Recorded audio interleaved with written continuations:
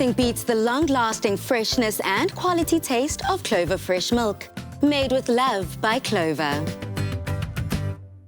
Welcome back to the kitchen where we have our guest chef, Chef Apelele, who's helping us throw down. Starters are out the way. Now it's time for our main. And escabeche is a flavorsome, acidic sauce in which you can marinate meats, chicken and fish. Now we show you a citrus version of how deliciously easy it is to make for its versatile use. Now, Chef, I'm loving all of this. If everyone wants to know where to get this recipe, please do head over to our Afternoon Express website. Let's get cooking. Let's get cooking, guys. So now we're going to start off with making the sauce. So you ladies there, Anele and Palisa, sorry for that. You're going to toast up some coriander seeds for us. Okay. On low, gentle heat. And if you remember the trick I showed you about using a pestle and mortar, so we're going to get on that now. I was paying attention. You're going to be slicing us the onions, so thin slices on that. Thank you, I'll do. And then to me, this side is basically also slicing up the fennel, the baby fennel. That is going to bring in the licorice flavors also from it. Is there a reason why baby fennel and not normal fennel? Or there is a reason why, because that tends to be much more sweeter on flavor, and that's what we're looking for this dish. And for people that don't know, what is escabeche? Escabeche is a Middle East sauce. Basically, you can use it to marinate your chicken, you can use it to marinate your venison or your red meats, but you don't have to put it for long. But it works great with fish because it brings in all that acid to this dish instead of squeezing a lemon to it. Now, Chef, what's very interesting to me is the way we are so versatile, or rather it is versatile, the meats that you've just mentioned and the proteins. I hardly find a marinade that is suitable for all the above. True. Because, you tend to have all these heavy marinades, but for something that's really light, this is a perfect sauce to use for that. I love it. So, Chef, what fish are you using? I'm using hake here. Okay. Hake is flaky and it's an affordable fish. Yeah. What I've started with here, maybe you guys are noticing I'm putting a lot of salt to this fish. This draws out the moisture from it, and then it firms it up. And this also helps when you're cooking it so that it doesn't stick. If you remember back in the days, people didn't have non-stick pans. This actually acts as that. Lovely. Okay. Anele, how's it going there? I see that you're chopping your onions quite nicely and finely. And I like to chop them from the sides like this because it just looks more prettier for me. I don't know why. This is the way I like it. Yeah, I'm just chopping onions. I'm really the sous chef today, but I'm very interested, Chef. What ingredients go into the sauce that you're making? This sauce now, we're going to start it off. We have white wine, and then we have apple cider vinegar. Okay. Yeah. So it's quite acidic, both of them. It's quite acidic. Yeah. So that we're going to bring up to temp. So but the white one, the alcohol is going to burn off. Yeah, it's going to burn off. So the trick also with making this sauce, as soon as everything starts boiling, at the end, you add your olive oil. Because if you cook it up while the sauce is boiling, that's going to make it bitter. Yeah.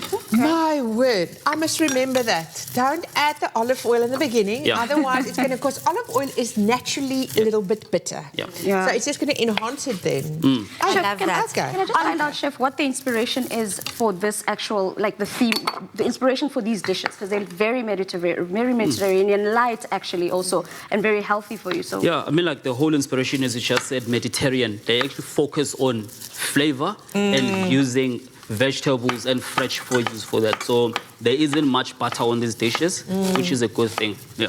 Absolutely. Now, South Africa, on the same note as flavor and your flavor palettes and all things taste on social media, we have thrown out a question to you. You get an option of taking 10 million rand home. Just like that. Yeah. Cash, baby. But unfortunately, the trick is your taste buds will be taken away. So in terms of your favorite food, your favorite ingredient, and what you love to enjoy, it's gone. Would you do it? Yes? No? Would you take the money? Would you take the taste buds, Anele? No. During COVID, you lose your taste buds. And I heard a lot of people, like my mom, didn't eat because she had COVID, because she couldn't taste anything. So I become very thin if that happens to me. And I don't want to be, because a thin chef is not a... Nope. People say that they can't trust that. But South Africa, essentially this is the idea that I've got going on. As much as when you've got the common cold and the flu symptoms, how your taste buds disappear as well. That's miserable to me. I don't want to live that type of life. No money in the world will be able to make me give that up. But on social media, I'm dying to find out what you believe. Use that hashtag Afternoon Express. Chef, I see that I've started off there. So I added the fennel first. that's got a thicker skin than the onions. So this, we're going to soften it up a bit. You don't want it too mushy also. You want to retain the green color on it, so that preserving all the vitamins that are in there. Yeah, so the baby fennel it's not as stringy and hard as like a big fennel bulb. And it's got a much stronger licorice taste for me. Yep. It's like really delicious. There's your onion, chef. And I'm also pretty much done here grinding up my seeds. Yes. I can smell that incredible aroma coming from them. So much so, it's almost making me tear up because it's just hitting every single sense of mine. And I also love the fact that Chef has highlighted the importance of timing. Yeah. I think for a chef like me, a foodie like me, I saw me just throw everything in and hope for the best. No, that's not a way to go. You must remember that some ingredients or produce cooks faster than others. Okay. So if, let's say, for instance, you're making a pea soup, and then you cook the peas too quick, for too long, they lose the color, and then it's a really, really ugly soup to look at. Yeah, okay. I love that. So my seeds here are done. Can I just hand that the over seeds to you, will go Chef? here. Thank you. Thank you.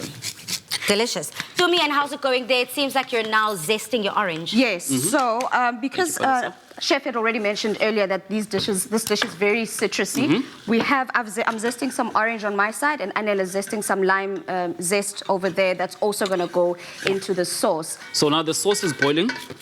You'll notice that, and then we want to switch off the heat on this. Nice. Yes. So just recap, what's in that pot again? What's in this pot again? We have apple cider vinegar, we have white wine, and then we have coriander seeds, we have fennel, and then we have onions in there. And then also something that I forgot to mention, we have saffron in there. Oh, wow. Yeah, so the saffron is going to bring in that beautiful ruby color in there. And then instead, if you don't have saffron, you can use turmeric also. Yeah. South Africa, I'm seeing flames, literally. The literal seeing of flames. With the onions cooking out here, my eyes are just watering. But I know that you keep adding this oil. You slowly but surely keep adding this oil. So now I just added olive oil in there. So we're going to let that sit off the heat. All the temperature that was already introduced to this pot now is going to infuse all the flavors. And that's essentially that same step that you said, you know, you slowly add the oil. And the best thing also about this sauce, you can keep it in the fridge and you can use it as a side. As and when? As tomorrow, it lasts for weeks. Palisa, if you can you put this lemon zest and the lemon in and the orange, Escabeche? Yeah. Stunning. Thank you. I love the color on that orange zest. Isn't it gorgeous? So that's another thing that I've noticed. You cook the sauce and then you put the zest in last. Is there a reason for that as well? There is a reason for that. Remember, you wanna retain the oils also. So, you wanna retain the oils. Cooking it before would basically burn off the flavor and the essence. So what I'm doing now is the fish. So I'm putting the skin side first. So you wanna crisp that up. And then one thing about protein that people need to understand, you never flip it too soon. Because what happens, protein will always tell you when it's ready to be flipped. It's just gonna lift off. Yeah. Protein will always tell you when it's ready. It'll just lift off. That's a quotable here from the Afternoon Express kitchen. Thank you so much, Aphelele. You know, it's the small things for me in the kitchen that I need to learn because essentially you can have all the repertoire in terms of recipes. You can follow side by side along with us, but it's the small hints, I think, that make the world of a difference. Yeah. So while you're making sure that the pan is not too hot, let's get you a spatula. Yes, please. There's a spatula, friends. Yep.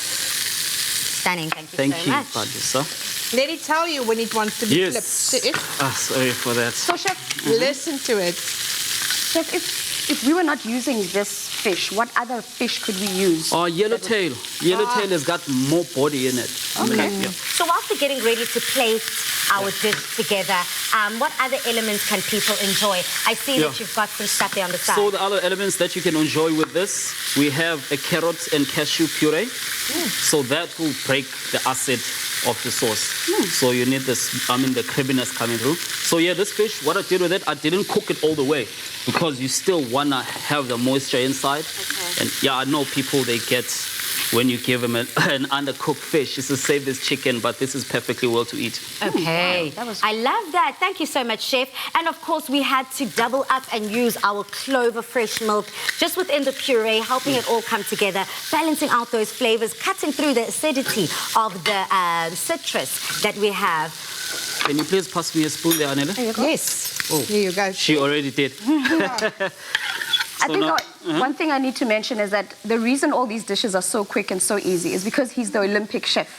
So he holds a record. So this is not just fun, Jay. He's actually also trying to break another record here with us. Oh, chef, that looks divine. It looks amazing. It's like restaurant quality, and it's so easy to make for people at home. Lovely. Look at that. So it doesn't really matter the way you style it and the way you put it together on your plates. It's just up to you. It's dealer's choice. Yes. So this is the carrot puree we spoke about. This also brings a color to this dish. Nice. Let me help take this off. Thank you, Palisa. Sheriff, so I call you Sheriff. Sorry, Chef. Well, he is laying down the He's our law. kitchen He yard. is laying down the law here in the kitchen, so yeah. This carrot puree, how do you make that? So, because that color is a big pop for me, and I actually want to dive into it. So tell me about it. So this how you make it, the carrot puree. When you're cooking off your carrots, Yeah. you don't want to cook them with oil because we're not frying them or giving them Yeah. color. You just want to retain Yeah. the orange color on them. So yeah, and then you toast up your nuts. But if you toast your nuts further, the sauce will be darker than this. Okay. Yeah. So that plays a big role in that. And you just blitz it up. You blitz it up. Okay. Just like that. Are we done and Yeah. dusted, Chef? We're done and dusted. Wow. Hallelujah, I love that. It's looking really, really great. Now, if you want to get your hands on this delicious recipe, then head over to afternoonexpress.co.za.